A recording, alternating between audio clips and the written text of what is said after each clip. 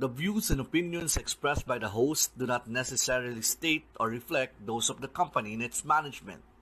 Furthermore, the views and opinions of the guests do not reflect those of the host, the show, the management, and the network.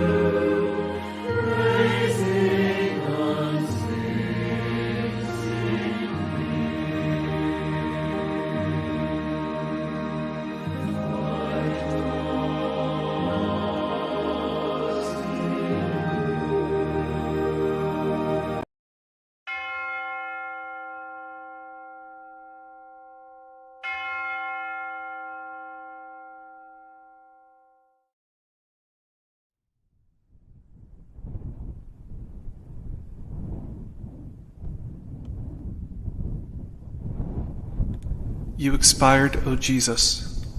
But the source of life gushed forth for souls, and an ocean of mercy opened up for the whole world. O fount of life, unfathomable divine mercy, envelop the whole world and empty yourself out upon us. O blood and water, which gushed forth from the heart of Jesus as a fount of mercy for us, I trust in you.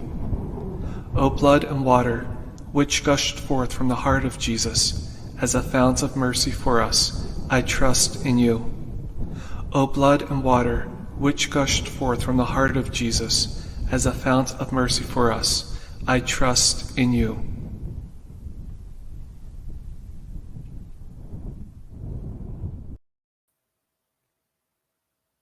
Hi and hello from Cebu in Central Philippines. Magandang hapon po sa lahat ng mga followers ng Talk Live channel and sa followers naman po ng At the Hour of 3. Isang malaking karangalan po na kami ay ma-featured sa programa sa buwan na ito ng Mayo. And I just feel it's kind of providential because 13 months ago, like April 4, 2021, nagkaroon po kami ng mga ceremonies dito sa Cebu to mark 500 years of Christianity in the Philippines. At ito po yung recurring theme namin sa pag-appear namin sa programa na ito na nasa backdrop palagi, no? Yung celebration natin ng 500 years of Christianity. And we'll be talking about it every now and then habang dinidiscuss po naman namin yung mga developments and updates tungkol sa mga programa natin sa Divine Mercy Devotion dito po sa Cebu. In particular sa Archdiocese of Cebu. And so without further ado, ipakilala ko na po. Let me introduce my fellow workers in the Vineyard of the Lord dito po sa Divine Mercy Shrine Foundation, Shrine of Divine Mercy Foundation, the Cebu Inc. Una-una kong ipakilala si Sister Ima Alfon. She is the president of the Divine Mercy Foundation in Cebu. So, Sis Ima, hello. Kamusta? Sandali lang ha. Parang may audio ba si Sis Ima? Do I hear you?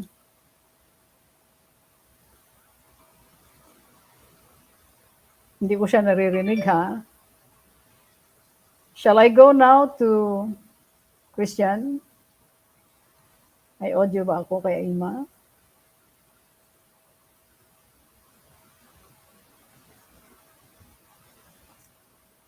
I'll get back to you.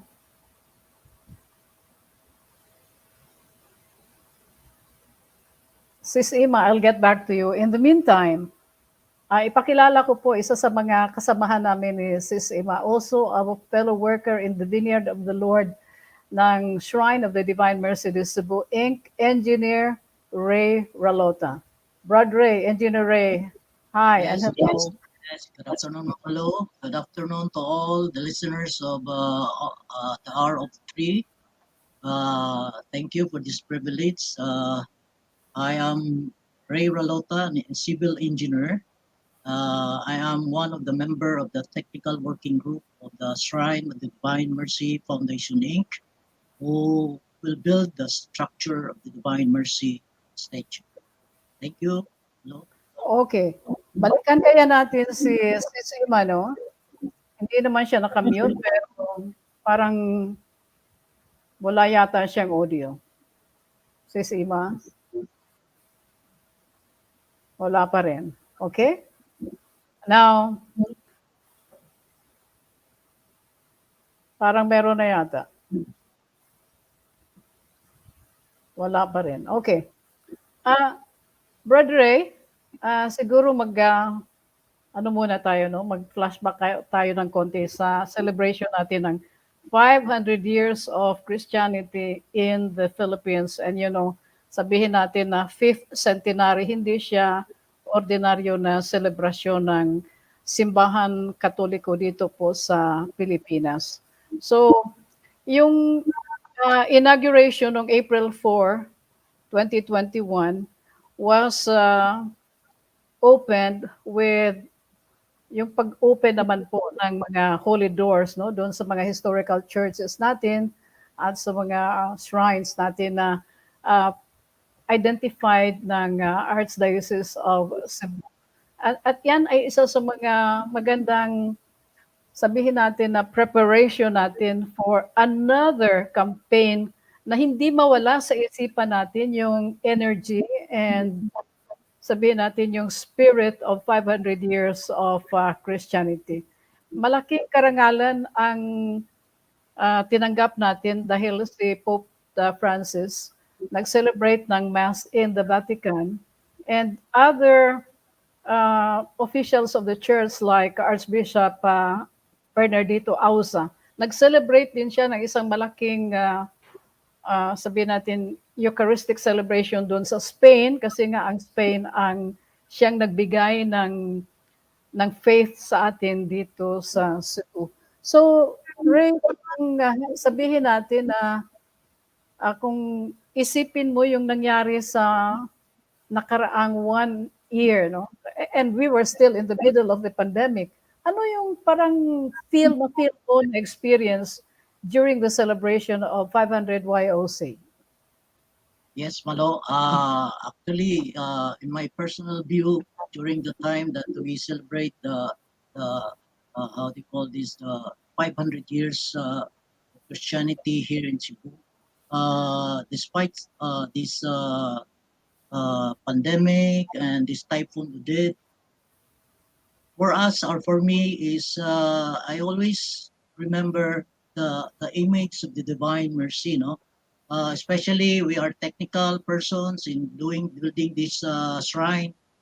We always reminded by this signature, Jesus, I trust in you. So the more we were, inspired and excited to build this shrine, because for us this is a blessing in disguise, no? Because we reviewed after the typhoon Odette and those pandemic, we were given more time to revisit the technical aspect of this shrine, no? Especially our structure is a high rise, that one of the tallest Jesus Christ in the world, no? Hopefully, no? So for us, this is a blessing, no? We have given this time to, review everything, no? Especially Ray time. talaga, Yes. Ray talagang technical guy ka talaga. Yeah. Gusto kong makuha yung experience mo na personal pero doon ka talaga pumupunta sa technical. I can understand. Yung sa akin naman, Ray, ang ano ko yung parang reflection ko about our celebration ng 500 YOC is the fact that we were in the middle of the pandemic at meron pang iba pang mga challenges, no, na kaakibat ng pag-cope natin with the pandemic. And yung nakaantig sa puso ko, so, let me use the Tagalog word, na-touch ako dahil ang mga kapatid natin, our brothers and sisters in the faith, ay talagang gusto nilang mag-attend ng misa, pero dahil sa restriction, hindi nga pwede. So everybody was participating in the Eucharistic celebration via live streaming. And Yeah. natas din ako kung gaano yun bang yung wisdom ng Diyos na isipin mo, we are in the middle of the pandemic, hindi tayo pwedeng lumabas, hindi tayo mag face to face, but here is the technology na binigay sa atin ng Diyos para preparation sa global crisis na ito. I mean, talagang marvelous ang Diyos sa kanyang wisdom na binigyan niya tayo, hindi natin, whoever thought na magkaroon tayo ng global crisis. Yeah. But the technology was there to help us cope with the challenge. And I think talagang ano, yung gift talaga ng faith natin ay talagang napakahalaga, no? Na we have to look back kung paano natin ito na-overcome ng mga challenges. And Yes, I yes, think that gives us a lot of strength para naman maharap natin itong, ma-confront natin, ma-handle natin kung ano pa man ang mga challenges na, nasa yes, unahan. yes, yes. I'll So in check fact, with I'll check with Sis Ima. Sis, are you there? Hello? Hello. Oh, Kagwapa I'm sa back. kagwapa sa among presidente. Sis Ima, yung mga Uh-huh. followers ng at the hour of 3 and Talk Live channel gusto marinig ng greetings mo. Hi everyone sa nanood ng sa The Hour of Three. Maraming salamat sa management, especially ni Sister Aida Manasan o si Sister Juji na sila talaga ang nag-start nito na about the divine mercy. So, good afternoon. Sorry, nawala ako kanina kasi yung mic hindi talaga nagana. Okay. So Oh, sis, talagang hindi natin maiwasan ang mga technical glitches. I was just asking Brad Ray, kasi itong 500 years of Christianity na celebration natin, this will be yung magiging background, no, ng ating mga pag-uusap dito sa at the hour of 3. And so, may I just hear from you, Sis Ima, kung ano naman yung personal na experience mo na hindi mo makakalimutan dito sa celebration natin because, ang celebration natin happened in the middle of the pandemic. Sis yes, Em? Sis Malug. Uh, do you remember yung ano natin sana event natin yung on the height of pandemic, March uh, 19, 2020, 2020, yung Yes. sana may big event tayo ng Divine Mercy to start up the icon, di ba, with the Falacox and Bishop Palma. Then, na-stand tayo kasi i-launch na sana natin on the Tama. 500 years. So, if you recall, that's March to 2020, then parang ano tayo, na anuhan ang nabuhay yung hope natin, yung sinabi ni Father Brian na doon ang the biggest cross na itirik doon sa phase 1 project. Ay, di ba, Brad Ray, alam mo na yun. So yan, nabuhay yung ano natin na ano naman, we waited 20 or 2 years just to have this project.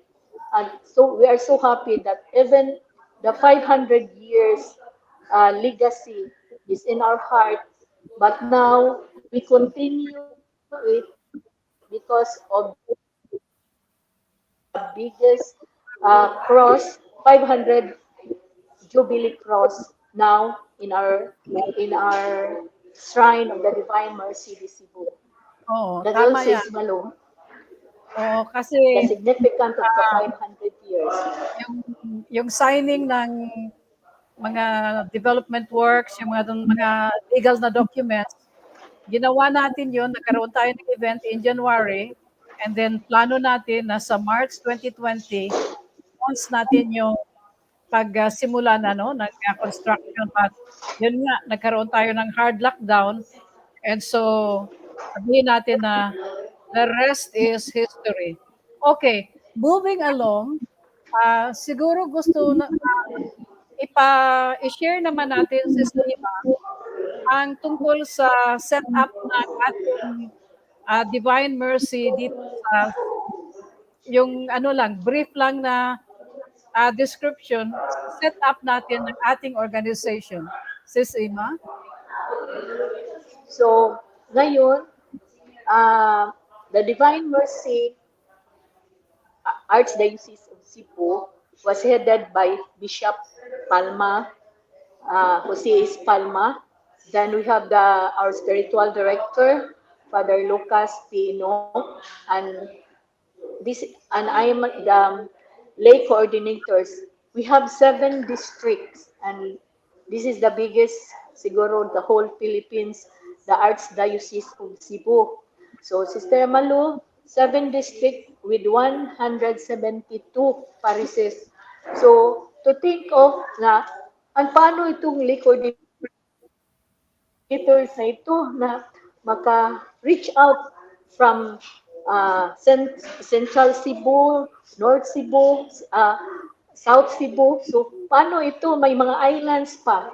Then, God is so gracious and kind because we prayed na talagang may mga district leaders tayo, and God give us district leaders who are initiative from District 1 to 7. And also, in our Shrine of the Divine Mercy de Cebu, which is the biggest project, and Brad Ray also is the head of sa isang uh, alam ni Brad Ray yan kung paano natin ito na hindi natin ma-achieve kung hindi tayo binigyan ng Panginoon ni Jesus, the Divine Mercy, like ikaw, Sis Malo, at saka si Brad Ray. And that team, it's a teamwork. And this is the Divine Mercy Foundation. We have make it a foundation kay hindi man makaano yung Divine Mercy kay hindi man ito legal entity. So Bishop Palma suggested to have Foundation. and the chairman is Bishop Palma, and we have mga kaparian na tumutulong sa atin and we have 8 mga kaparian at 7 lay mga ito. So that's include Brad Ray and myself, and now also you, Sister Manu. And this is Okay. we are given an office for this. Oo, talaga, Ito na talaga ang ngayon, ang sit yes. up. So, Sis Ima, very quickly, no, nagkaroon tayo ng information drive sa Karkar City na sakop ng 2nd District yun, di ba? third district yun. Okay. Kasi we were encouraged to come up with a information drive kasi bali 2 taon mahigit na wala tayong face-to-face, di ba? At saka wala Yes. tayong update. So, nagsimula tayo last week or the other week, and hopefully magkaroon tayo ng second wave ng information drive sa end of May. So, visit ngayon ang foundation dahil sa information drive natin about the events and about the massive project ng shrine natin. Ray, is there anything you can add dun sa dun sa information drive natin?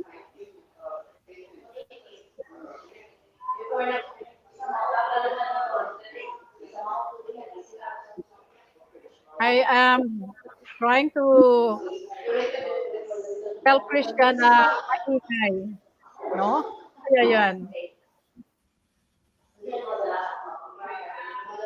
Ray, do you Yes. hear me? Oo.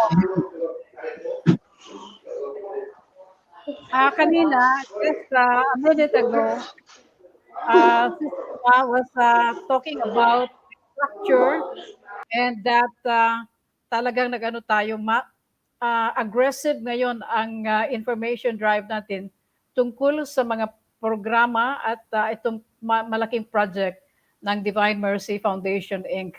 So we were in the 3rd district about 2 weeks ago, and ano yung take away mo doon sa ginawa nating pagbisita sa mga kapanalig natin, mga brothers and sisters in the faith and the devotion of the Divine Mercy. Yes, Anong take Mama. mo doon? Yeah. Yeah, I'm happy you asked me about this because allow me to share why I'm here serving the Lord, no? Because the key word here is evangelization, no? So if I we be allowed to share what my experiences or my encounter with the Lord, before I was just an ordinary civil engineer, practicing civil engineer. And when my mother brought me to one of the convention of the Divine Mercy Convention, that's a national, I was then evangelized.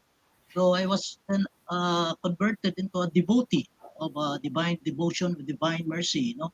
And then later on, when I went to this shrine of the Divine Mercy in Garing Consolacion, I was then converted, deep in my spiritual devotion on this Divine Mercy.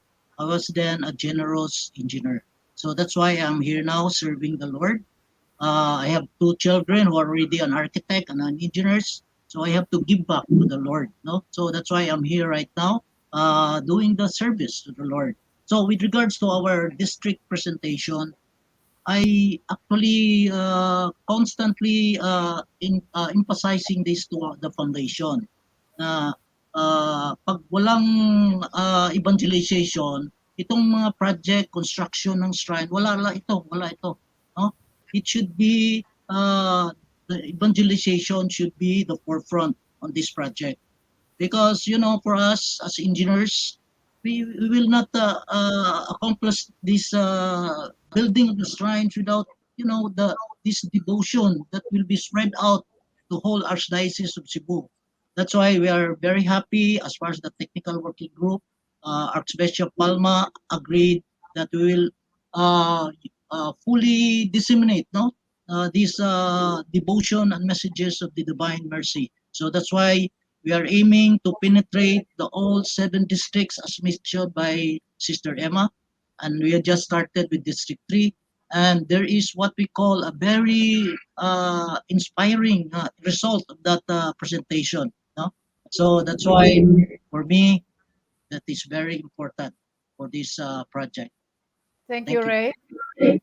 And taking the cue from you, i-share ko na rin kung paano ako napunta sa Shrine of the Divine Mercy Foundation, Inc.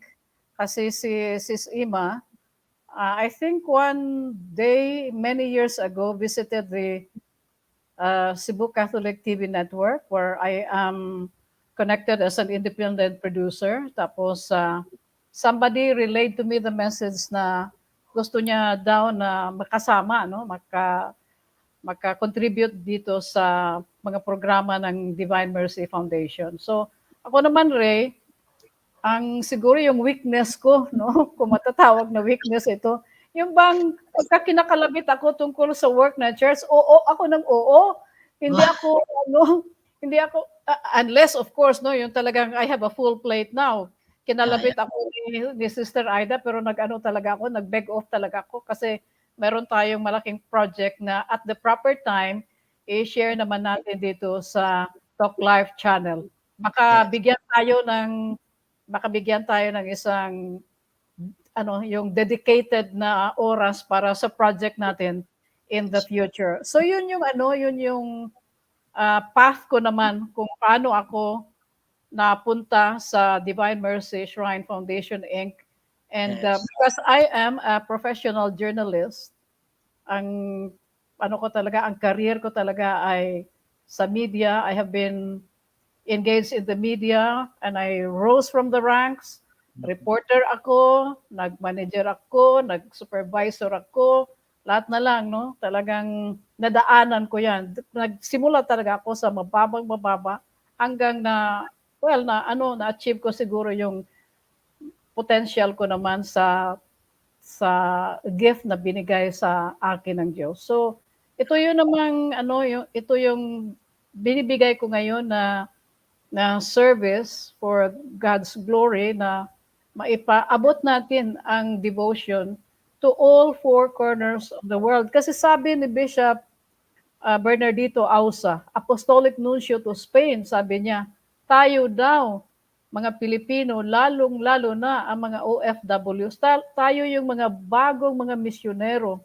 And Yes. I feel na itong programa natin, itong project natin, malaki ang ma-contribute, maiambag natin sa goal na ma-spread natin, no, ang faith natin na binigay sa atin 500 years ago. And like you said nga, Ray, walang kwenta itong mga structures kung hindi natin talaga i-share through evangelization. So hopefully, uh, our work will bear fruit. So to move on, I will give you the floor now, Ray, para ma-share na, or may ano ka ba, Sis Ima? Pwedeng mong i-add tungkol sa mga information drive na gagawin natin in the succeeding weeks or months kaya. So we are scheduled to make a district presentation in Mabolo by the end of May. Is that right? Sis Ima, do you hear me? Yes, Sis Malo. Ah, pag ngayong May 19, pupunta tayo ng mga district, no, na doon natin nag-massive ano tayo ng mga Episcopal baker para maano talaga kung ano ang project na ito. Sabi nila, it's a big, huge project daw, ambitious project, but with God, we trust na through their help, no, kailangan talaga yung mga kaparian natin matouch, and we are so blessed that Father Shano Ubud was on board now, and on May 26, we have meeting with him for kung anong drive na kailangan, no, na ma-achieve natin ang heart, no, yung mga tao na ano sila to help this, because this devotion of the divine mercy comes from the grassroots. So tayo talaga yung grassroots, yung mga lay people na kailangan magtulong-tulungan para ano natin na hindi ito dream, kundi hindi ang project na ito, sabi nga ni Father Brian, na kung wala ang Diyos sa center ng isang proyekto, wala tayong magagawa kahit ano pa ang ano nato. Kaya ngayon, we are knocking sa mga yung ano ba yun sa Tagalog, yung malumog sa ato pa, malumog sa kasing-kasing to help us with this project. So Broadway, so siya na ang mag-ano kung ano talaga ang ang project na Statue of the Divine Mercy. Kinabahan ako bigla. Kikinabahan ako bigla, Sis Ima, sa deadline na May 26. Yung brochure pala, ipipresent ko. Okay, Brad Ray. Yung brochure. Oo. Ibigay ko na sa iyo ang floor. I will yield to you for you to present the project, no? So we will, our friends in the community will get to know better kung ano ito, dahil ito po ay napakaganda, and talagang ano talaga siya, yung worth talaga na magiging gift naman natin after 500 years of Christianity. So, Brad Ray, take it away. Okay, thank you, Mamalo. Brad Christian, please allow to share or share the PowerPoint. Christian? Okay. Okay, thank you. So my task for this afternoon is to present the project, the proposed Archdiocese Shrine of the Divine Mercy, Cebu. This is actually located in the mountain of Barangay Garing, Municipality of Consolacion, Province of Cebu. Next, press po yun. The one under handling this project implementation, the planning and the project implementation is under the this is spearheaded by Father Brian Regulino, who is an expert on these like church preservation, construction of the churches. So this is this Father Brian Brigoli is commissioned by Bishop Palma to take these churches renovation and construction, no? And under his department, we have the engineer Judicio Gakasan, engineer Jessica Utadoy, engineer Hil Carcido, engineer Ramon Gitamundo, and Miss Malo Gonson Apaliso, no, who is our media and promotion, no. So these are all technical working group members that directly involved in the construction, the planning and the construction of the Shrine of the Divine Mercy de Cebu. Next slide. So as we review the project based on our research, we found out in the map of the Philippines, we interpret this map as a body of Christ. No? So when we look at the map, especially the shrines of the Divine Mercy in the Philippines, we found out that there's already in Manila, no, which is in Marilao, Bulacan, no, which we take it as a head of Jesus Christ, no.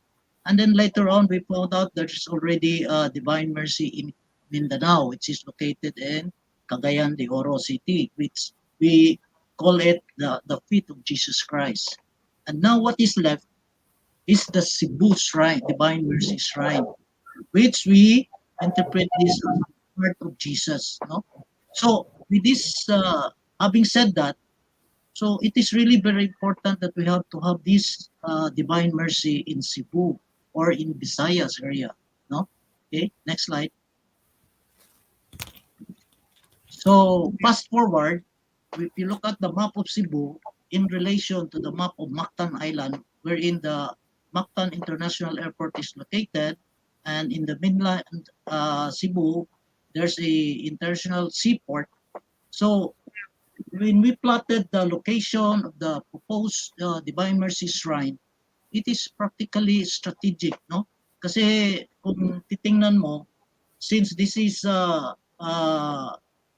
located in the highest mountain of Consolacion, it is visible. If you look, if we verify this on the actual site, the Mactan International Airport and the Sea International Airport is visible, meaning the fly in, fly out, and from the international airport, we can view the statue, no? If it being realized, no? So kaya nga nakita namin significant or relevant talaga itong very strategic ang location sa statue.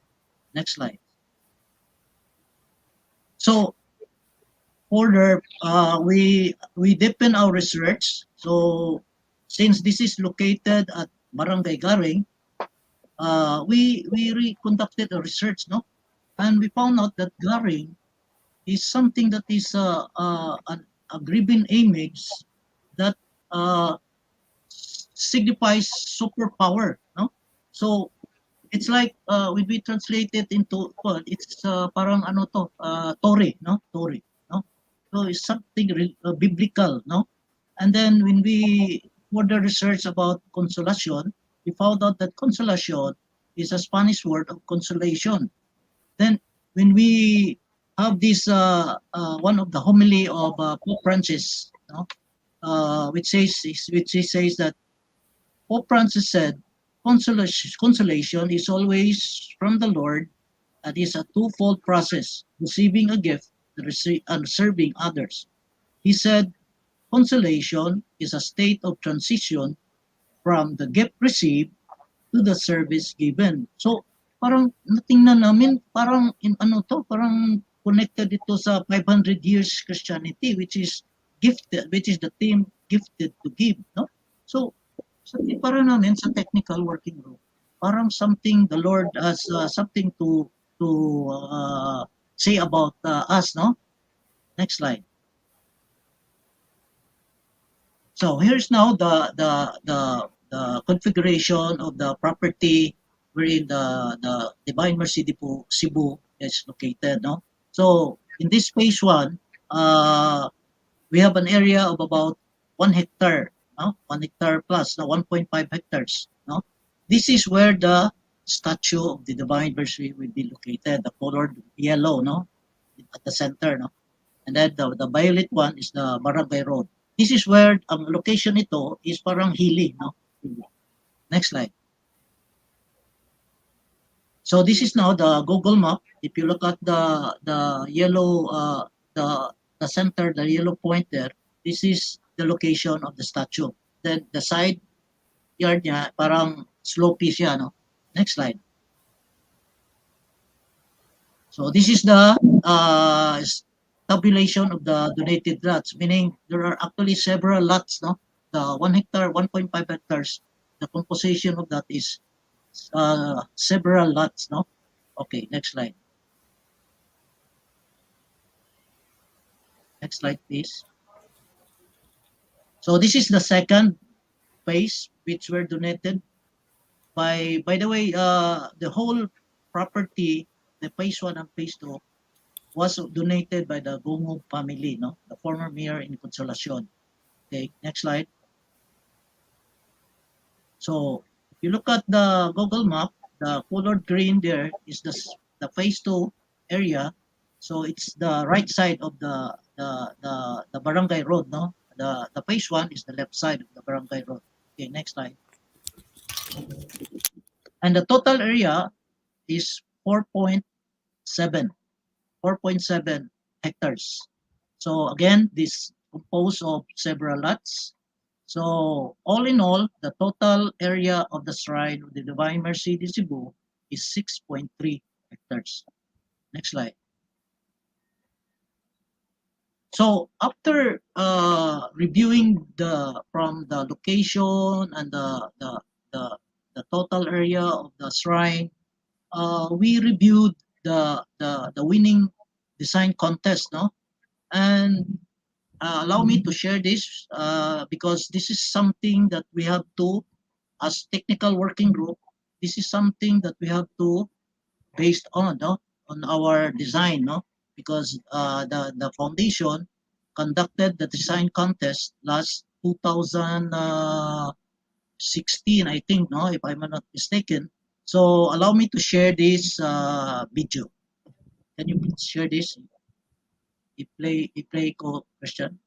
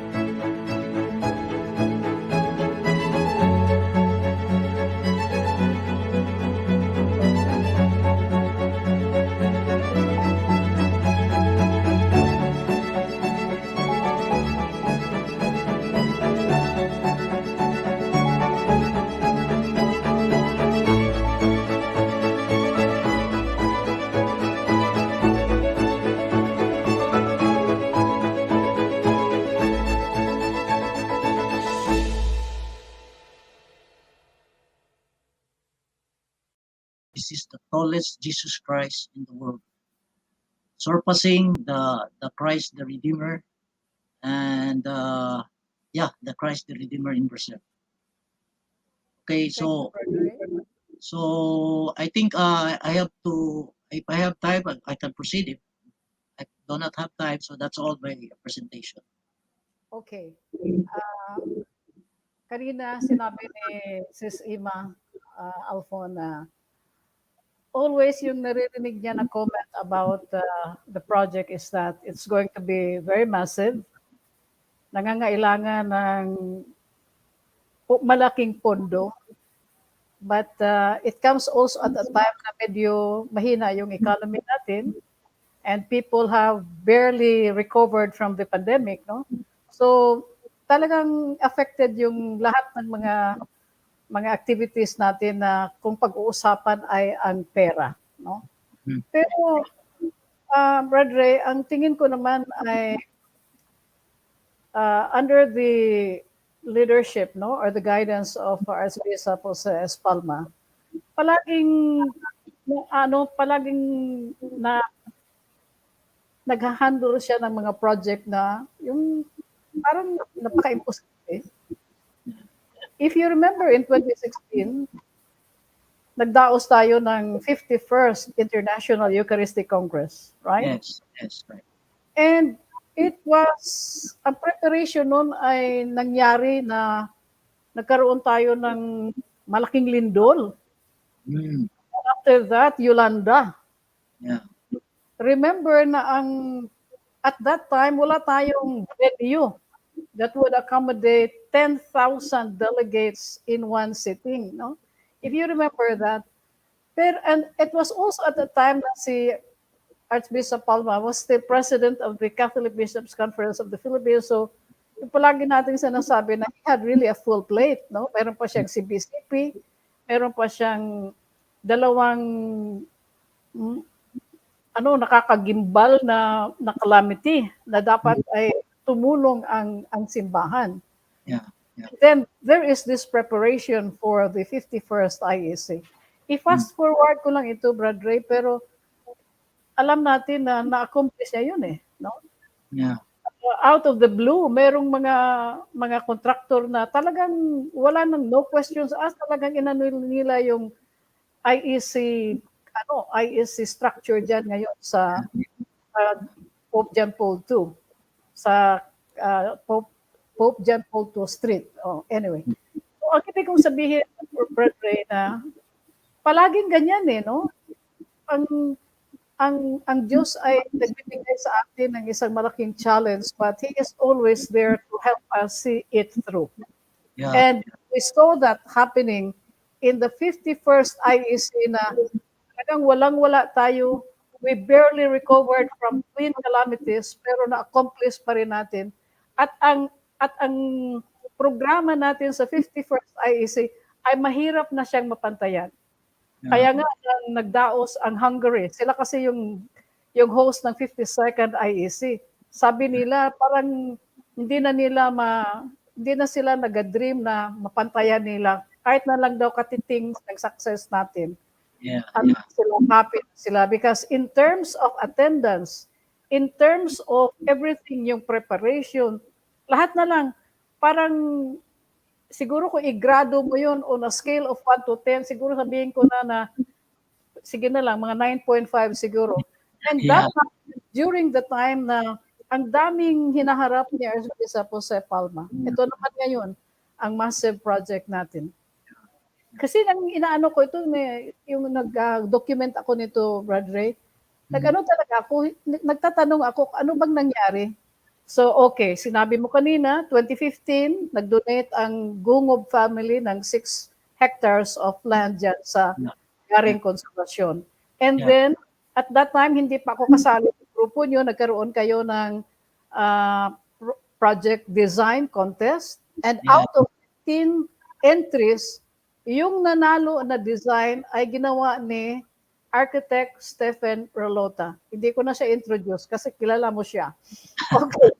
And then, ang nangyari, at the back of the mind of Archbishop Palma, talagang na-identified niya na ang gagawa ng design and development ay si Architect Filino Palafox. Kasi nga, hindi ba? He is a well-renowned urban planner. At ang dami nang nagawa ng mga shrines, churches throughout the Philippines. At ang trabaho niya talaga ay, kung ano pa ito, talagang tawag dito, yung 5 stars talaga yung rating, di ba? So anyway, ang nangyari kasi, nagkaroon ng isang event where Palafox was invited and Archbishop Palma was also asked to, I think, celebrate the Mass. I think it was during an architect event. And so talagang inano niya daw, yung inantay niya na matapos yung speech ni Palafox. At ano niya, uh, he approached him to ask him to do this project. And the rest is history. Yeah. Na ano natin, nakuha natin yung commitment ni Architect Palafox na talagang tutukan niya ang project na ito. And by God's grace, meron siyang contingent sa Cebu na Yeah. work our part also at marami pang mga Cebuano na mga professionals na tutulong para maisakatuparan ang proyekto na ito. So that is a project na gusto natin na ipaalam in all four corners of the Philippines, overseas, para matulungan tayo dahil ito ay response naman ng Cebu, ng Yeah. Pilipinas sa 500 years of Christianity na naging gift sa atin ng mga fathers of the faith, no? So, yan yung challenge natin, Brad Ray. But when I think about the experience of the Archbishop during the 51st IEC, I think mas matindi yon kaysa Yes. dito. Yes. Don't you think Yes. so? Yeah, actually, yes, Mama Lo, at first, when we talked with Bishop Palma, at first he was very, like, parang natatakot siya na matatapos kaya natin to yung Shrine of Divine Mercy. Then later on, he realized that he made something out of that 51st Eucharistic, yung sinasabi mo. First IEC, oh. Yes, oo, parang mas malaki pa yun eh. Sabi niya, bakit hindi ko kaya? Sabi niya. So that's why he was challenged, no? So right now, he's very inspired. In fact, one of his homily in the shrine, he encouraged everyone that, before he retires, hopefully this shrine will be completed, no? That's her, dream, no? That's his dream, brother, no? So that's why right now, Archbishop Palma is so excited and very inspired to have this project completed soon as possible. I think, Ray, we should also mention the fact na, and this is not to, hindi naman ito sabihin natin na pinuput down natin yung ibang mga organisasyon na merong mga private devotions, no? Yeah. Archbishop Palma was telling us na gusto niya na malaman ng lahat na ang Divine Mercy Foundation lang ang merong authority, no? To campaign for funds na makatulong para makumpleto itong project na ito. Okay naman yun, no? Meron tayong mga private devotion.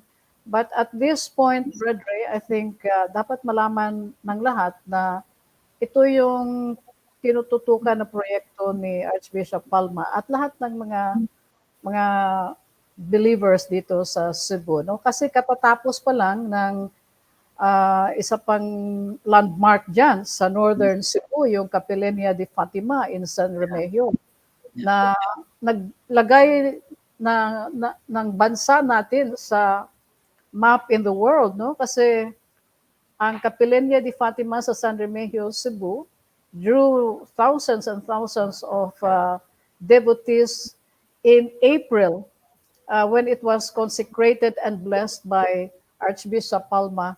Meron mga bisita from the original Fatima Chapel in Portugal na pumunta talaga dito para ma-experience naman nila, no, yung joy natin, yung spiritual energy natin when the Capilenia was inaugurated. Ang ganda talaga ng Capilenia de Fatima ng San Remigio, kaya this is also an invitation for them, no, for our brothers and sisters na nag-follow ngayon ng programa natin na, hey, punta po kayo ng San Remigio, Cebu, makita ninyo yung Capilenia de Fatima doon, and maybe along the way, you also get to visit the Shrine of Divine Mercy in Garing Consolacion. Meron na tayong hindi pa man nakatayo ngayon yung rebulto, no? Yung 177 feet na icon ng Divine Mercy, but we already have a chapel.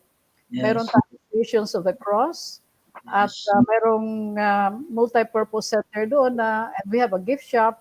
na pwede nyo rin puntahan para makakuha kayo, makabili kayo doon ng mga magagandang mga religious articles. So, ang dami talaga no na pwede nating i-share sa mga kapatid natin if they get to visit Cebu. And Ray, sayang si Ima meron siyang technical glitch ngayon, hindi na siya makapasok. Ang Sila. kagandahan ng project natin, Ray, no, after 500 years of Christianity, is the fact na bukas na ngayon ang third bridge. Yes, yes, The yes. third bridge is in itself a tourist attraction. Yeah. Kaya kung makapunta kayo ng Cebu, and then if you get out of Cebu, dapat ma-experience nyo na you pass through the third bridge. I think it's the most beautiful bridge in the country ngayon. Di ba, Ray?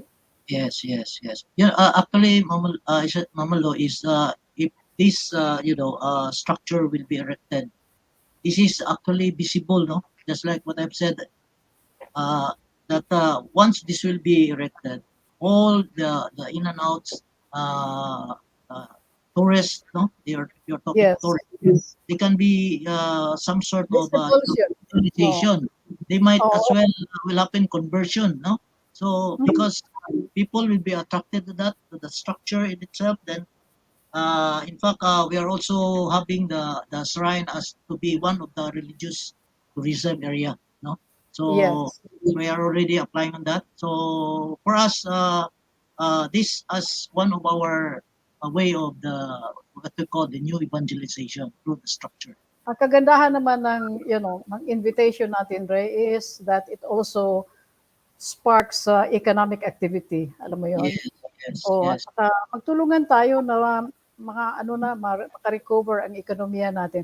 Hey Ray, parang na tayo ha? We are 8 minutes to conclude the program. Ibigay muna natin itong 8 minutes na remaining dun sa gusto namang, baka meron silang gustong itanong sa atin Okay. tungkol sa project natin, tungkol sa mga programa natin dito sa Cebu. Okay. Nandyan siguro si Sister Aida. Sister Aida.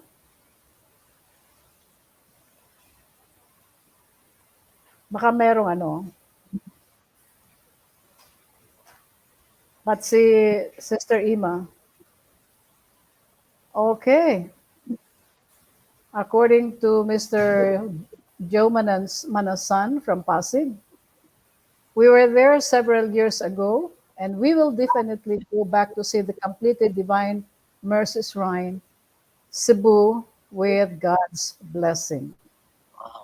Yes. Okay yan, no? Pero sana kung habang hindi pa tapos, makapunta na sila, no? Para makita naman nila before and after. Hindi ba, Ray? Yeah.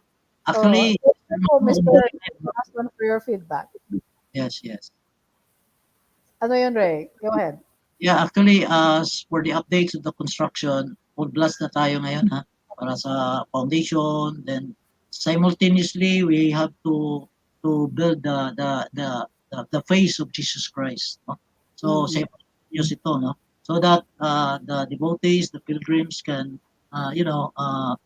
visit and see for themselves na yung face ni Jesus Christ ang mauna. And I think ang kagandahan ng project by yung discussion mo kanina is that we are going to build it na hindi natin gibain yung contour ng bundok, diba? Yes, yes, O yes. talaga siya yung sabihin natin na ito na yung mga new generation na design na talaga ito na hindi natin gibain yung bundok and create havoc dito sa mga nakatira sa baba. Yeah, Hindi po mangyayari yan. And so, it's going to be, tawag dito, yung... Parang stealth design. Kasi slopey siya, so we don't have to disturb the terrain. We have to maximize the terrain and put stealth, no? And then put skywalk. Next time siguro, if we have time, we can show them the design for that. Okay, Ray. We're challenged by vision, Yes. Yes. Magaling yan, Ray, na parang cue sa atin na sa May 18, that will be Yes, the second presentation natin dito sa Talk Life channel sa At the Hour of 3, na yes, ibigay pa natin yung iba pang mga details tungkol sa design. And then yes, we will have very, very active na devotee na kasama sa natin dito sa I think she belongs to District 1 or District 2 yata, si Jean Mayor. She's going to join us next time. And Okay. dito marinig natin kung gaano ka inspired itong mga kasama natin sa Yes. Divine Mercy Evangelization na wala silang pahinga. Okay. Parang, ano ba yung expression sa mga Tagalog? Jingle lang ang pahinga. Yun, no? Si Jean Mayol, ganun. Talagang ano siya, active siya, very inspired.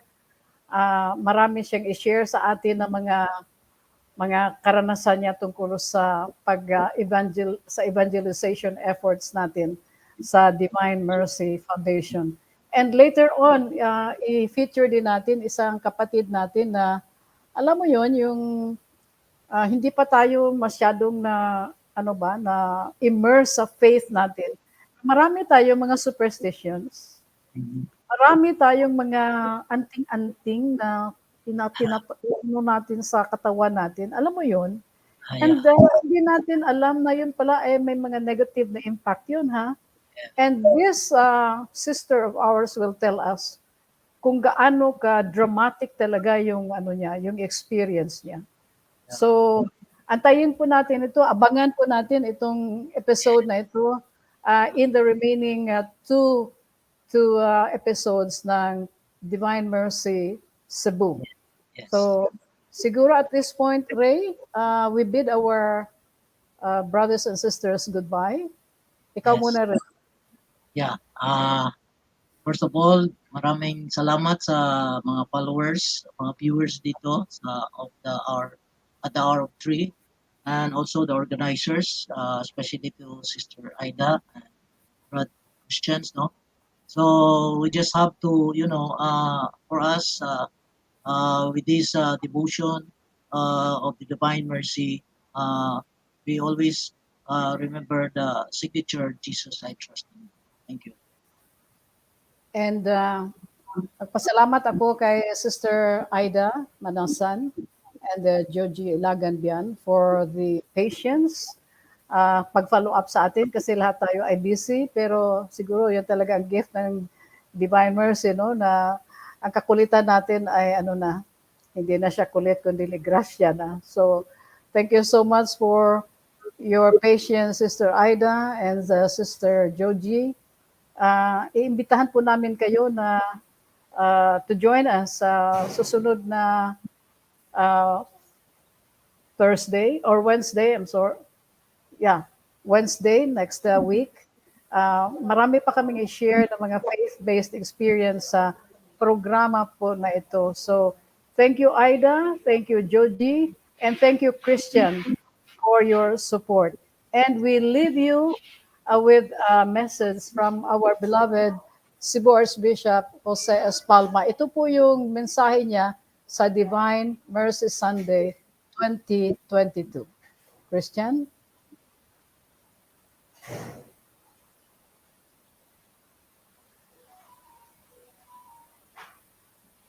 Kung ready na si Christian.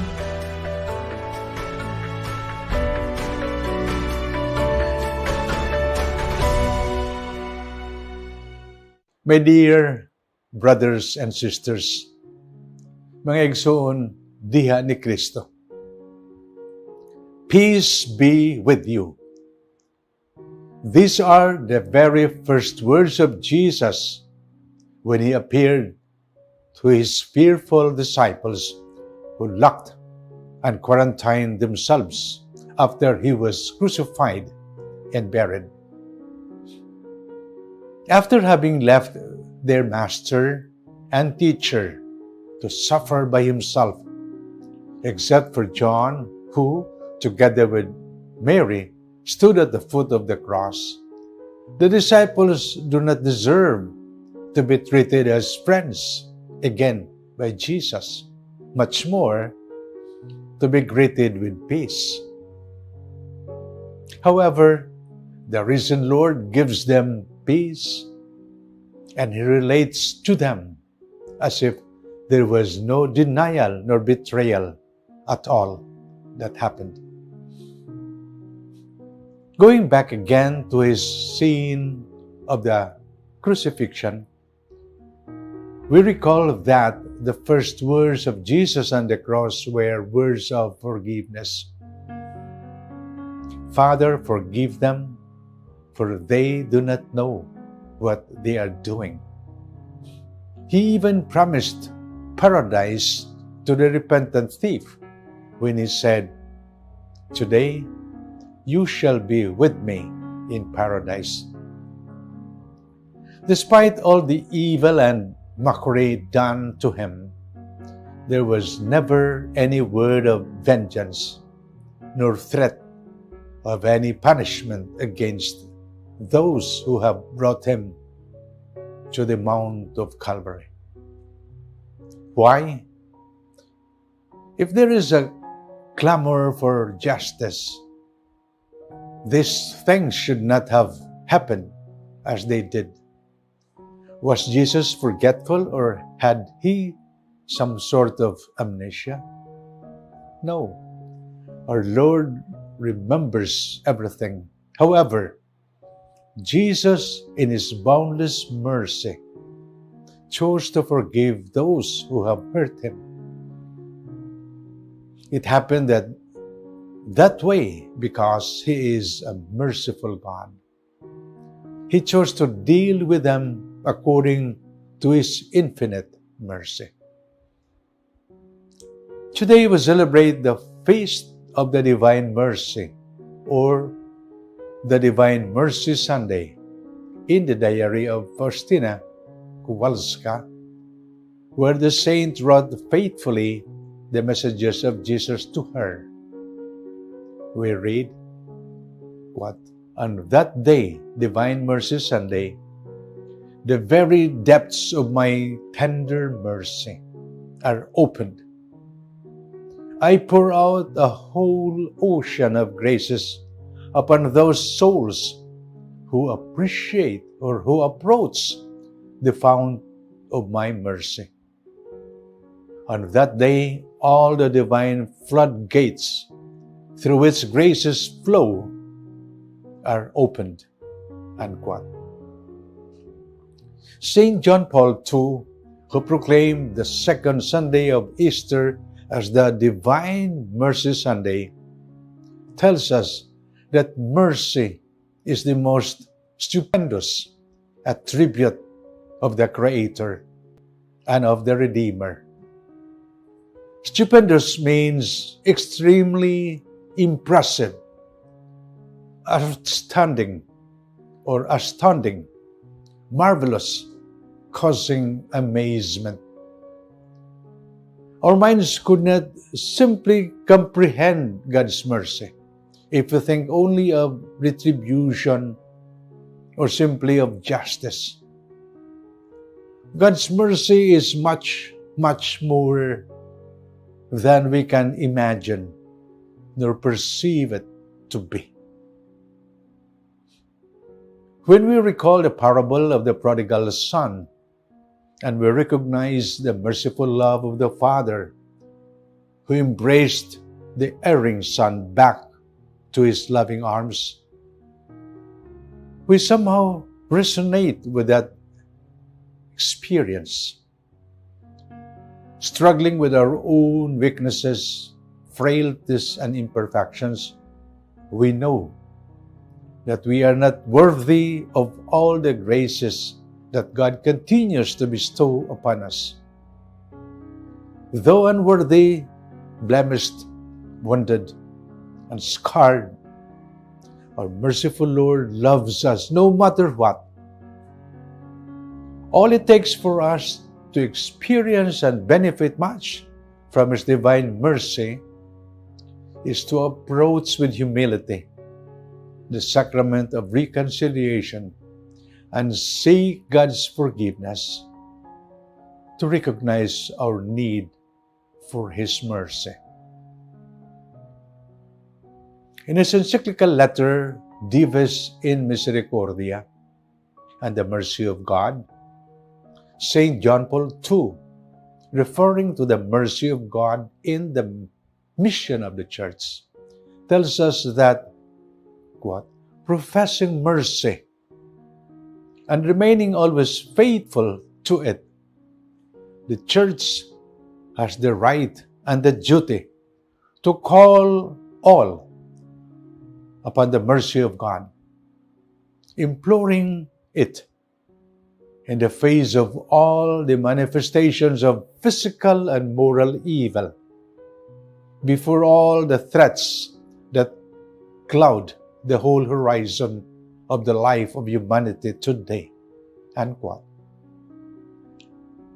Indeed, my brothers and sisters, as we conclude the Second National Mission Congress and the year-long celebration of the 500 years of Christianity today, we acknowledge with profound gratitude the boundless mercy of God that sustained us through all these years of our journey as a Philippine church, without which our faith and our proclamation would be meaningless.